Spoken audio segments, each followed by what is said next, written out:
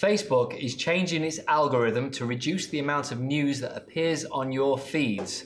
So what does that mean for users and what does it mean for businesses? This is Inside AB. I'm Jeremy Lawrence and I'm joined today by Neil Halligan. Neil, good morning. So tell us, what happened?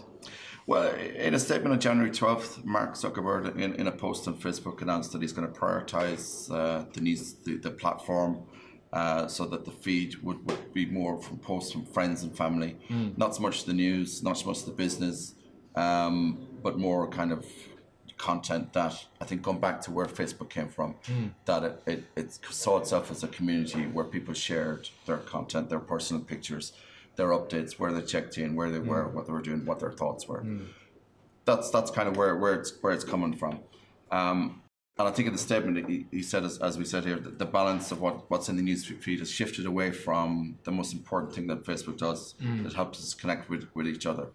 I think he was saying that he wants to tweak it so that people see and make Facebook more meaningful, as he said. Okay, so why has he done this? I've read a lot about this and I'm still not quite sure. Yeah, I mean, there was something that scientists said, or professors said about 2 to 3 years ago, something about what they call context collapse, whereby people weren't uploading their personal pictures. They weren't sharing where they were, what they were doing. More passive, what we describe as passive, where they post a link from somewhere else and kind of maybe use that as their kind of comment and use that as their point of debate, rather than sharing personal info and sharing data, which is where effectively Facebook makes its money. This is where the business is. They make their money from you sharing what you like, sharing where you go, so that business then can target, people from a particular area or someone that likes something in particular,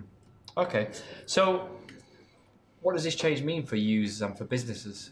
Yeah, I mean, ultimately what they're saying, I spoke to someone from Facebook last week, they're saying that it'll be more kind of content, news and other content will appear less on people's timelines. You'd have less from businesses and that. They said that they wanted to target and have quality news providers. Right. So that what you'll have is news will still appear in the timeline, but it'll be for more preferred providers. And who's going to make that decision? It'll be Facebook, between Facebook themselves, and they said recently that they'll take feedback from users themselves, and they'll decide in terms of what they like and what they share. That'll form the basis of where they're coming from in terms of what are the trusted news providers. Okay, so just let me just try to understand this, just to summarize.